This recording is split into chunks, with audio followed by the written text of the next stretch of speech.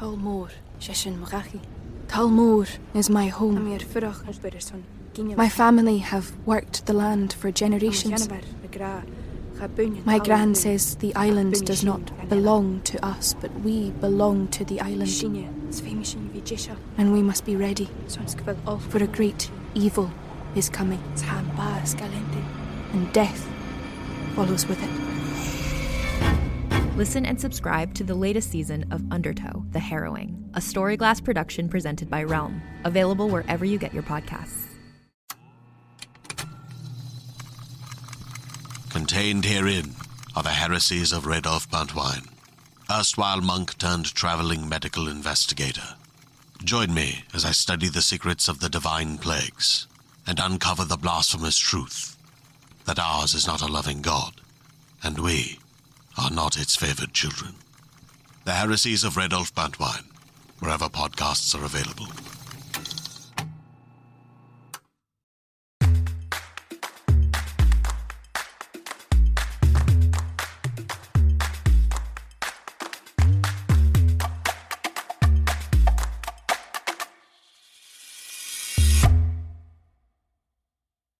Hello world, and welcome back to another episode of Thanks for Coming In. I'm your host, Jillian Clare. For those of you tuning into the show for the first time, welcome to the madness. This is the show where I speak to fellow actors about their journeys and funny anecdotes along the way. And sometimes we get really great audition stories that I absolutely love sharing with y'all. And today is no exception. Great story coming your way. Today we have the fabulous Carolyn Hennesy, who is nominated for a Daytime Emmy this year for her work in General Hospital, but you also know her from 1,000 other things. She's on like every television show. Dawson's Creek and Cougar Town and Gilmore Girls and True Blood. You know her face, and we have a really great conversation especially for young actors out there listening to the show or those who are new to the industry. This is a really good talk with Carolyn Hennesy, and here it is. And welcome to the show, Miss Carolyn Hennesy. Thank you so very much for having me. Thank you on for this coming beautiful on. Summer day. I know. Oh my gosh, it's getting so warm. Isn't it so exciting? Yes. I may have to just, take the flannel sheets off the bed once and for all, but that would involve work. Yeah. That would involve actually, making the bed again. I don't want to do that. Don't want to do that. Washing sheets is very difficult. And how are you supposed to fold them so that you store them correctly? These are things that we need to be taught. Please, I have one set of sheets. I don't store nothing. I don't store it. I just take them off, and I make sure I've got an extended period of time during the day. I load them in the washing machine, wash them, dry them, put them back on the bed. That's good. That's probably smart. I should just get rid of the extra ones because it's just a waste of space.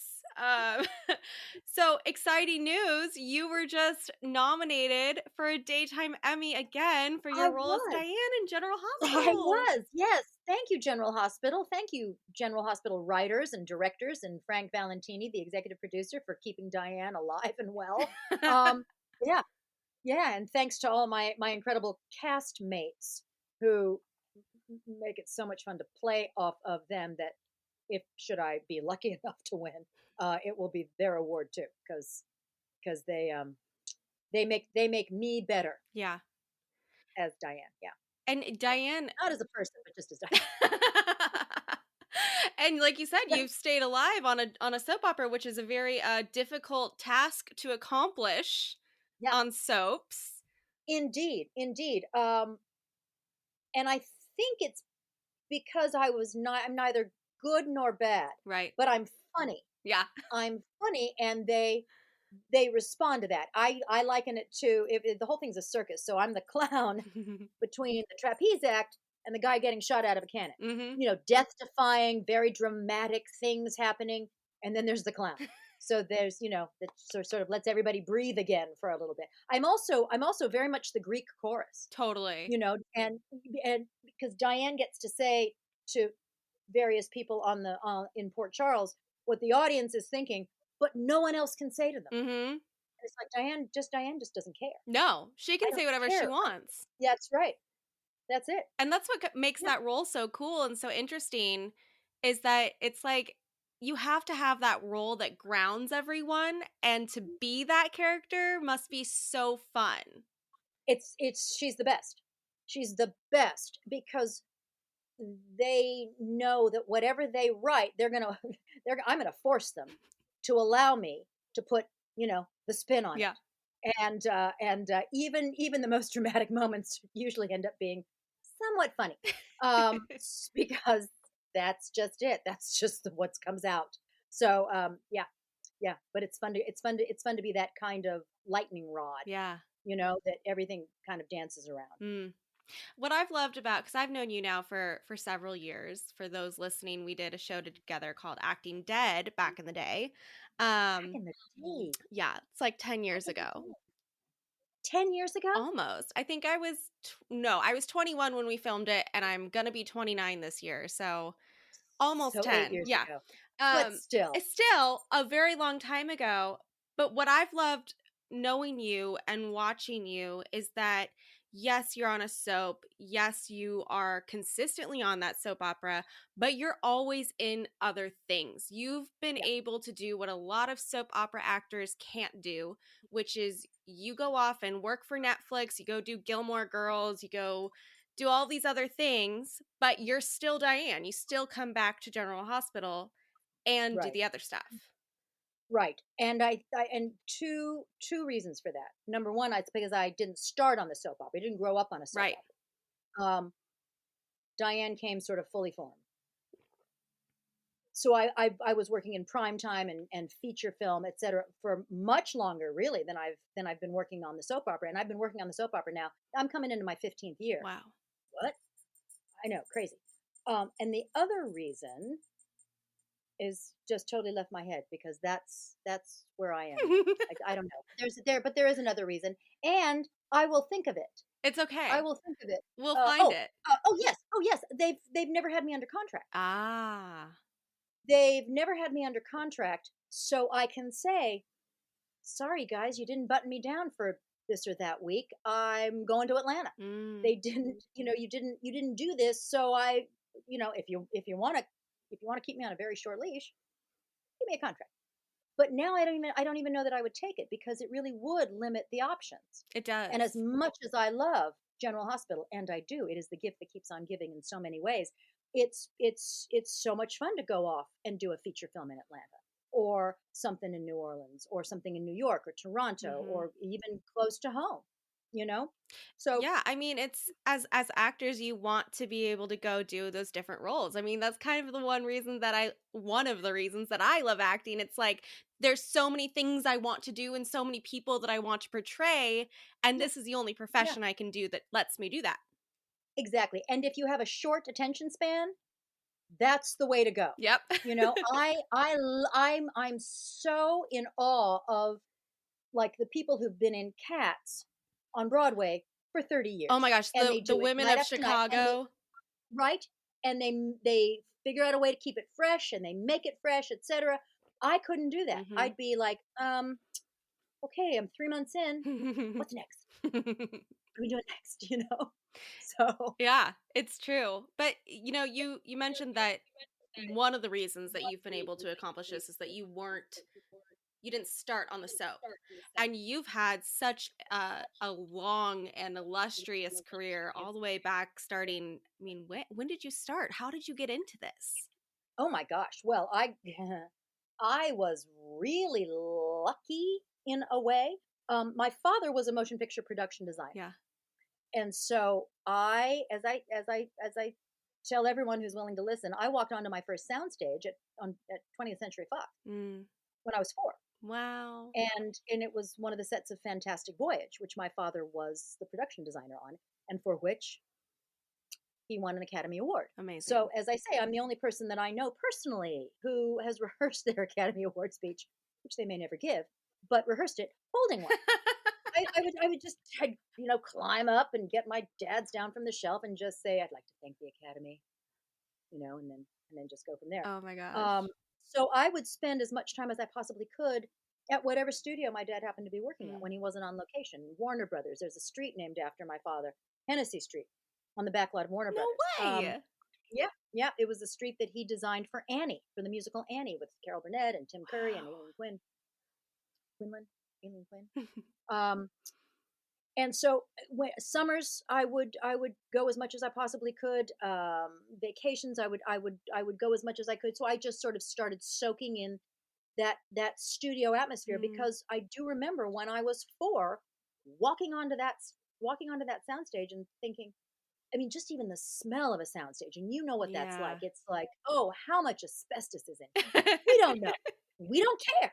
It's just this, like, there's mold, and God only knows what else. It's the magic dust. It's the magic scent. Yeah. That's it. And so I said, whatever happens here, I'm going to be a part of it. I don't know what that means. And I'm forever grateful that in this lifetime, I happen to have a penchant for doing it, for being there, for being in that small little pool of light around which there is a hub. It's a hub of activity, and then the rest of the soundstage is very often dark, and that's the majority of it. And you have to kind of like walk in the dark to this small little pool of light where all the activity is, where it's the center of the universe at that particular moment for you. That's the center of the universe, and you go and you create magic there. And I said, so I started. I started in school. I started studying outside of school. I started. My summers were spent when they weren't at the studio. Were spent in the teenage drama workshop at the California State University Northridge, which we back then called it the Teenage Drama Workshop. Now they call it TADWA. And I'm like, what? Who's been smoking something? What are you calling it TADWA? What does that mean, TADWA? What? It's like, stop it. It's the Teenage Drama Workshop. TADWA. Period. TADWA. It's like, whose brilliant idea was that? Anyway, so I spent many summers in my teenage years there, and then I went to American Conservatory Theater, and then I was at university for a couple of years, and then I went off to London, and then I came back and finished up at the university, and then just started pounding the pavement. Yeah. I managed to start making my living as an actor, not having to temp anymore, not having to do anything else in my early 30s. That's amazing. No stardom, no. But just to actually be able to, there were enough auditions where people said yes, that I was able to cobble together a living, and that started to grow and grow and grow and grow and grow. And so, but I think there's a very important lesson there, which is that now I feel like there's this constant pressure for young actors to so-called make it by the time they're like 25. And there's this weird thing, I think, when you're looking at the industry where you're like, oh, if you're not the Jennifer Lawrence, if you're not the Emma Stone by the time you reach 28, there's no career for you. But there's so many incredible actors that I know who have made fantastic careers from 30 up. The Jennifer Anistons and the Julia Robertses and the Emma Stones, those are flukes. Mm-hmm. That's not reality. Right. That's their reality. That's great. But they are very few, very far between. And if anyone who's watching this, who watches this particular podcast, or is in this industry and is under the age of 25 and thinks, oh my God, the clock is ticking, I got to make it, they don't want to be actors. Yeah. They want to be stars. They want to be famous. They want to have money and sex and drugs and rock and roll and whatever. I mean, they want to have all the accoutrement of being a star and having made it, but they don't want to be actors. Mm-hmm. The ones that are in it for the long haul truly don't give a crap what age they are. And it's interesting because as I'm reaching almost 30, I'm watching people drop off, because you reach that point where it's like, okay, these are the people who say, it's obviously not working for me, so I need to find something else to do. which is fine. They never do whatever. That's fine but it because shows they who's never there. had they never had the fire in the belly in the first place. Right. They never had the real passion for it in the first place. You do. So you will continue to work because here's the thing. The roles it all depends on what they're looking for in any particular pilot season, what any particular film genre is kind of coming to the fore, who's kind of trailblazing for older actresses, what else happening. The roles, you can always find a role. Yeah. You can always find a role. It might not be your dream role, but who cares? That's not it. You're an actor. You're a gypsy. You take what's given to you. You take, at a certain point, when you get to a certain level, you can say, you know what? I don't want to do that. I don't want to do that. And I've earned the right to say, I don't want to do that. But actors act, period. Actors aren't interested, they're not interested in stardom. They can be ambitious. They can be interested in working all the time. They can be interested in garnering more of a cachet so that the better roles will come to them. But the ones who just say, I've got to make it by the time I'm 25, well, please pursue something else, because you don't get out of here. You don't. This business will crack you in two. Yeah. It gets tremendous joy out of breaking people's hearts. That's what's joyful to this particular business, this animal. It just loves to slaughter souls. But the ones who are actors first, and if you say, well, why do you want to act? Because when I lecture, when I speak at universities or to acting classes, invariably I'll go around the room and I'll say, why do you want to act? You. And they'll say, well, I like hearing applause. Okay. What about you? Well, I like putting on masks. Okay. Well, I like getting out of myself. It's like, and a number of it, almost an infinite variety of responses. And I'll say those are all terrific. They're all wrong. Because you act for no other reason but that you have to. You don't even know necessarily why. You have to act. You have to. You have to get up on that stage. You have to get it in front of that camera. And you have to have enough of an ego to say, look at me. Look at me now. Look at what I'm doing. What is it going to bring to your life? What's it going to teach you? Is it going to make you laugh? Is it going to make you cry? Is it going to show you something that you haven't seen before? Right? And I have to do this. I don't want to I don't even necessarily need to be the spotlight any other time than on this stage or in front of this camera. But when I'm there, I'm the only person that should matter to you. The thing that I have to say right now to you is the most important thing you will ever hear. Coming through whatever character, right? It's the most important thing right now, period. And if you don't have the fire in that belly to be able to stand on stage and draw that sort of mental chalk circle and say, lightning's going to strike, pay attention, then find something else to do, because otherwise you will not have the fortitude to be able to stay through the times when no one's calling. No one wants you. Because, and you will start taking stuff personally. It's like, well, I didn't get that role, I must suck. No, well, you might suck, but it doesn't matter. You're an actor. Yeah. Actors act. And if the roles aren't coming, you will write something for yourself. You will go and you will join a theater company. Yeah. You will go and you will take, your last $40 and spend it on whatever and do something on your phone. That's what you'll do. You will create for yourself. So if you're 25 and you haven't made it, number one, you're normal. Yep.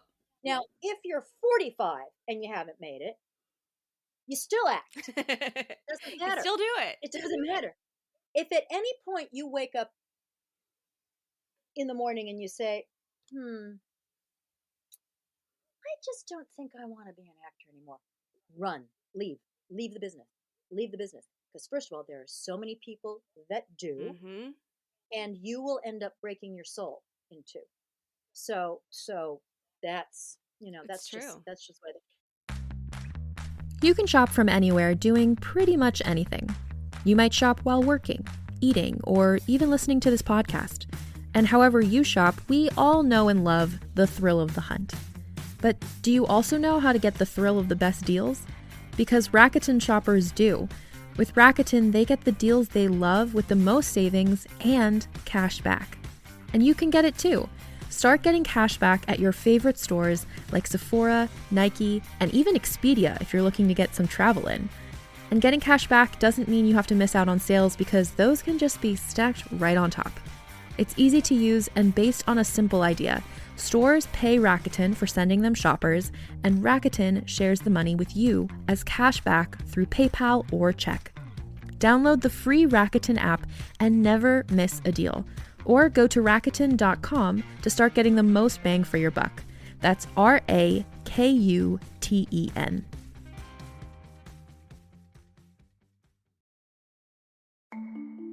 As a podcast network, our first priority has always been audio and the stories we're able to share with you. But we also sell merch, and organizing that was made both possible and easy with Shopify.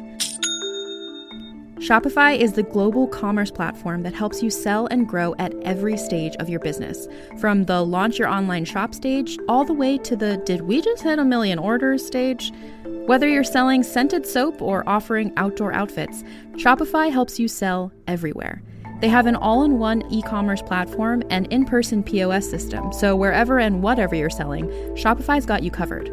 With the internet's best converting checkout, 36% better on average compared to other leading commerce platforms, Shopify helps you turn browsers into buyers. Shopify has allowed us to share something tangible with the podcast community we've built here, selling our beanies, sweatshirts, and mugs to fans of our shows without taking up too much time from all the other work we do to bring you even more great content. And it's not just us. Shopify powers 10% of all e-commerce in the US. Shopify is also the global force behind Allbirds, Rothy's, and Brooklinen, and millions of other entrepreneurs of every size across 175 countries. Because businesses that grow with Shopify. Sign up for a $1 per month trial period at shopify.com/realm, all lowercase.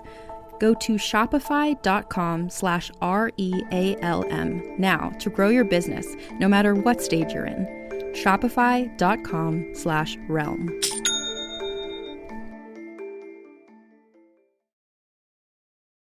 So, but the real actors are in it for the long haul. Yeah. Because the variety of roles. I mean, the young willowy ingenue, They come and go. Hero in Much Ado About Nothing is very much different than Beatrice Right. in Much Ado About Nothing. Heroes, sort of like, Prince Charming, and that's fun Ish. once in a while. But the meat is on the characters, the stronger women, the the heroines of their own story and saga. That's and as you get older and you have more life experience, you're able to bring that life experience to these older characters and make them resonate with everybody. Everybody. And the older characters are usually more interesting too. Always. It's always more like Margot Martindale. Like she's out there playing all the best characters. Exactly. But she didn't get those characters until she was probably in her 40s or something. Like it was a while 40s, for her. Maybe early 50s. Yeah. Yeah. But those characters are the ones that are cool. I think it started with $1 Million Baby, or $1 Million Baby didn't start there, obviously, of course not. I mean, she had this whole body of work that led up to $1 Million Baby, but that's, I think, where audiences first began to go, what? Who's this? Well, it's this woman who didn't make it when she was 25 and kept chugging along. And ultimately, the odds are on your side. If you stay in it. Yeah.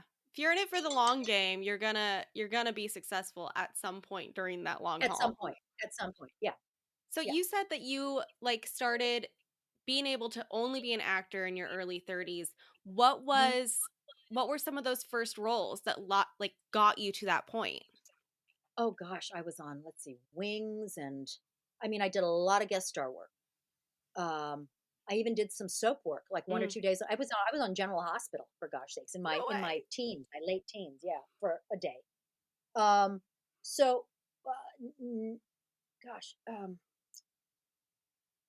oh gosh, I think I was on this show called Jenny, which Jenny. was the Jenny McCarthy series, Oh, no you know, way.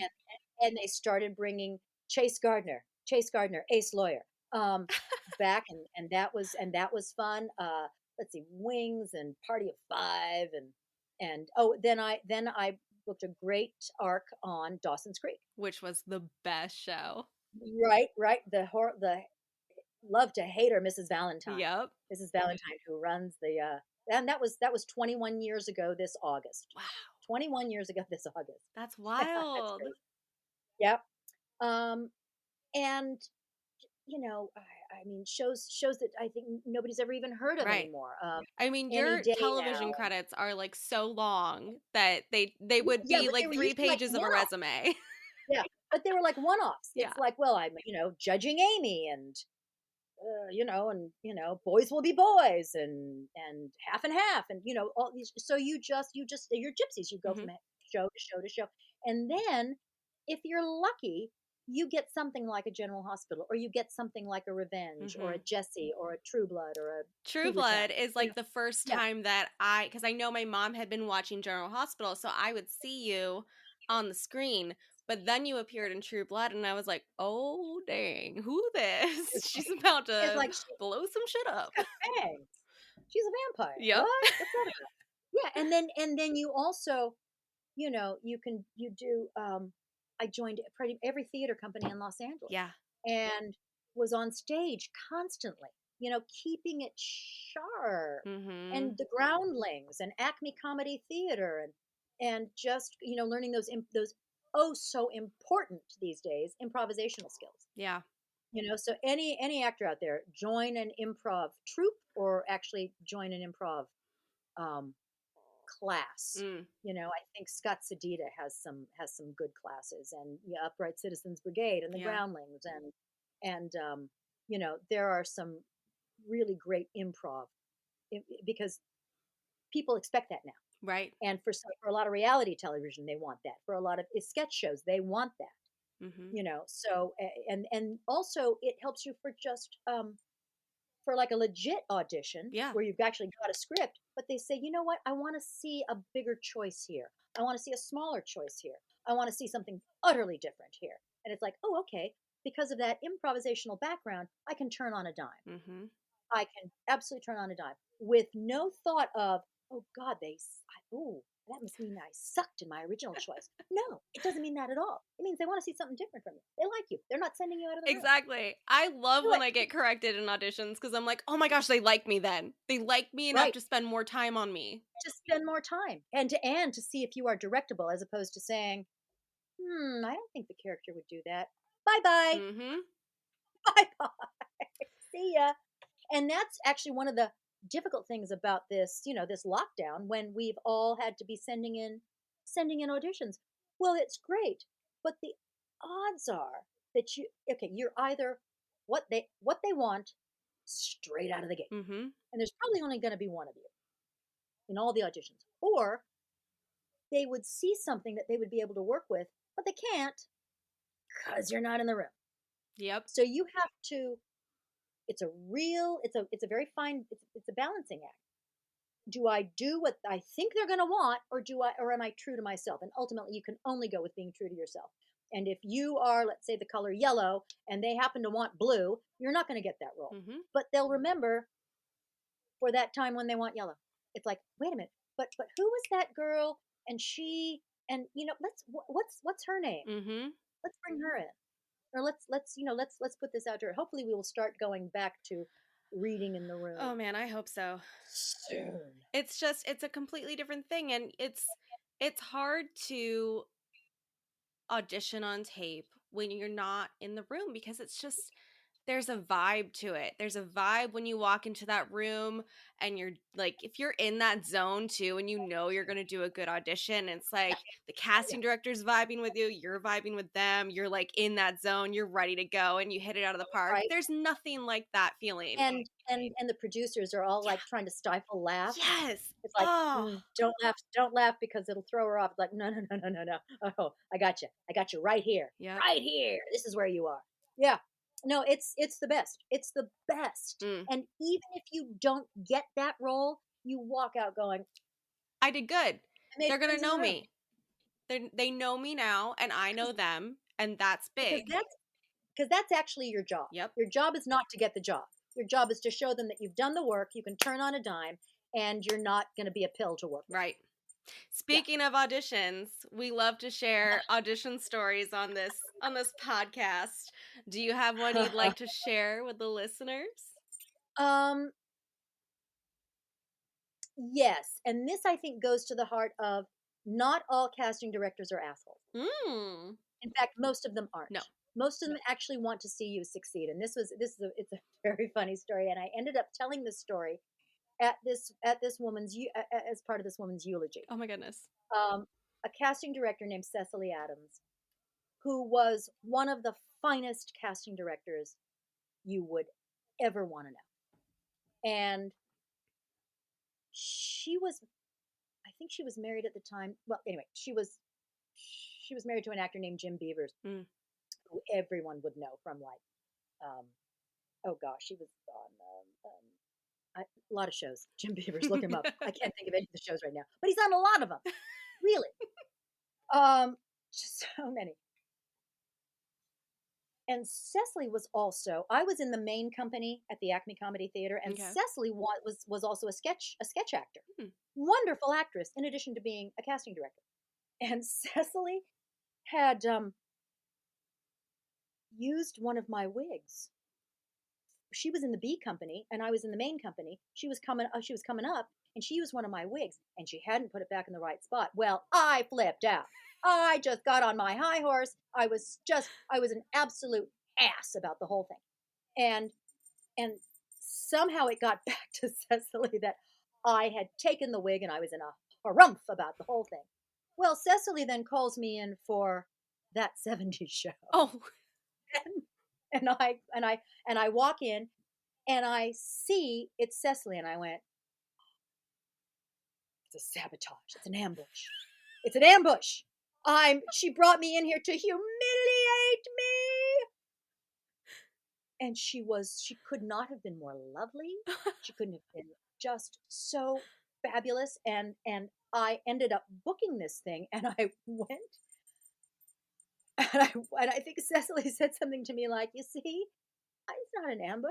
I brought you in because you're talented, and because, so at the eulogy, I said something like, it was in that moment that Cecily told me this was not an ambush, because I went in, I did my best, but I walked out and I called my agent. I said, I didn't get it. She's trying to rake me over the hot coals. And I said, but this was in Cecily's own way, her telling me, Carolyn, in the future, it's just a wig. Really, it's just a wig. Perhaps you might consider not being such a tight ass. So because people really do want to see people succeed. Mm-hmm. They really, really do. The casting directors that are real monsters to actors are becoming less and less. Totally. They are few and far between, because word gets out now, because thanks to social media and thanks to, there are all these movements going on. So you can't, you just, but these sort of worm-eaten individuals that wanted to be an actor or they wanted to be a director, and they just had to settle for casting. No. Casting is now, it's its own art form. Mm-hmm. And the ones who are there, by and large, are the ones that really love actors. They want to see them succeed. Well, and their whole job is to find that person. They don't want you to not succeed. They want the next person to walk into the room to be their person. They need you to. Yeah. To solve the problem. Exactly. And to make them look good. Right. To make them look good. Absolutely. Of course, then there was the other audition where oh no. Fortunately I had it memorized. And this, I think, was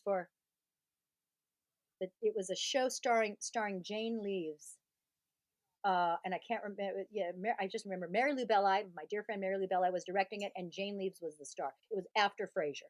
So I remember I walked in, and you should have the script in your hand, whether or not you ever refer to it. And they do expect you to be memorized. So I was memorized. but I just, kind of, maybe sometimes you build in points where you kind of like glance at it. And I remember looking at it, I went,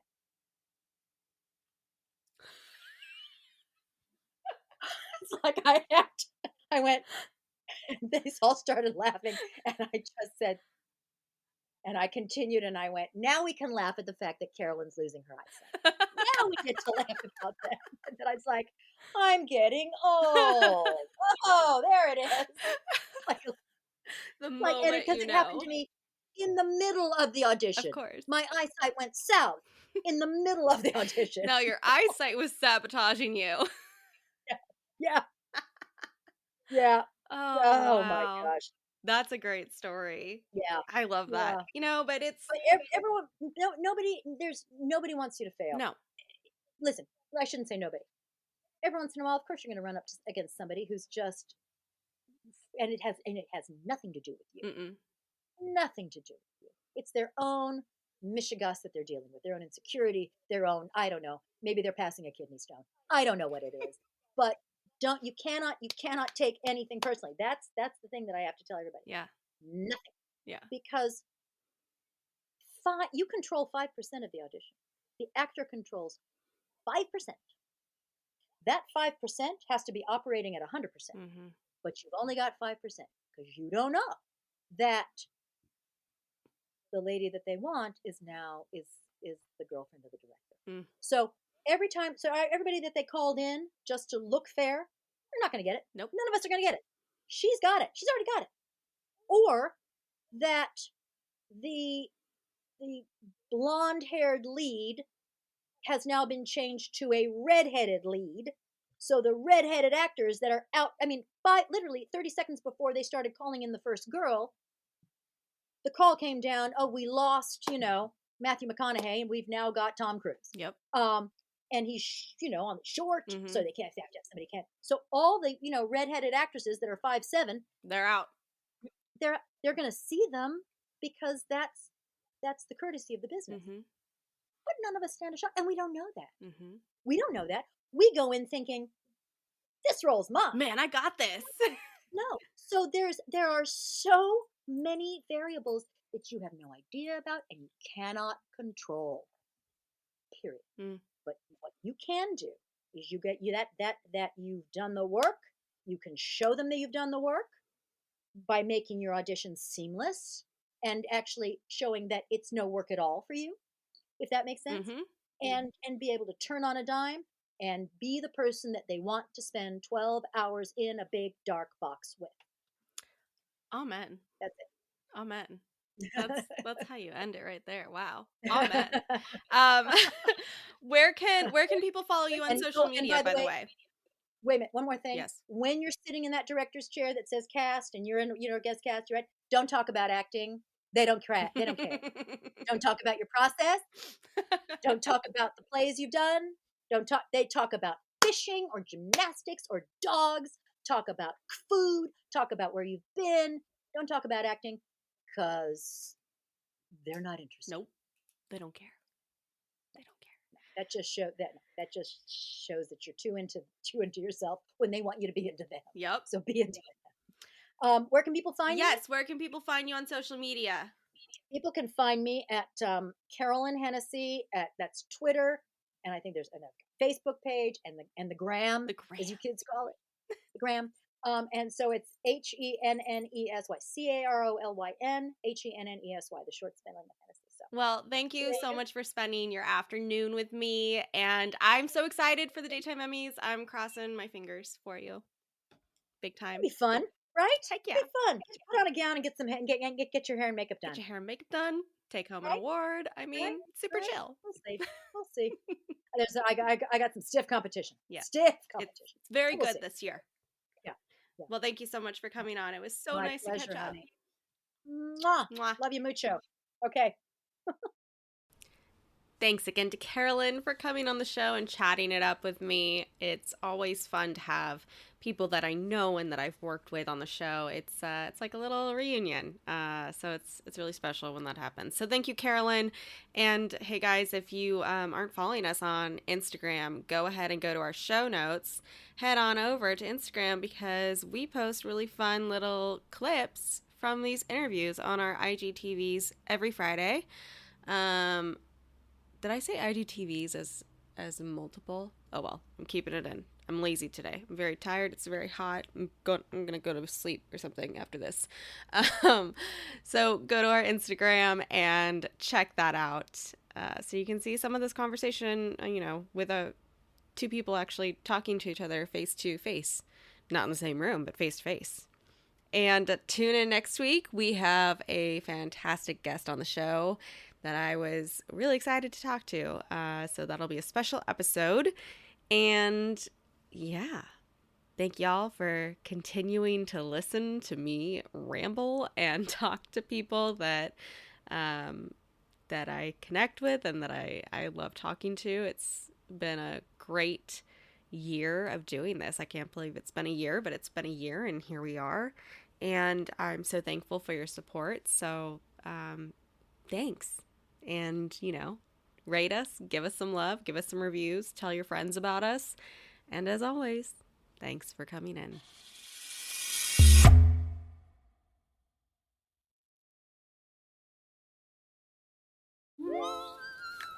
Hi, I'm Alexis Ohanian. You may know me as one of the co-founders of Reddit, but more recently, a large part of my identity is being a father to my two wonderful daughters. In my podcast, Business Dad, I'm hoping to open up the conversation about balancing careers and family. The one thing I constantly hear successful people say, without fail, is that they wish they'd spent more time with their kids. That's time no one can get back. So I decided to create Business Dad, to engage in the conversation about how we're spending our time now, providing a forum for successful dads to share their joys and challenges of being a working parent. You'll get to hear from a wide range of business dads, from Rainn Wilson and Guy Raz to Todd Carmichael and Shane Battier. And while this podcast will talk about business and will definitely be featuring dads, I think everyone can learn something from these incredible conversations as we unpack the expectations we all have about careers, relationships, and ourselves. Business Dad is available now, so be sure to listen and subscribe wherever you get your podcasts.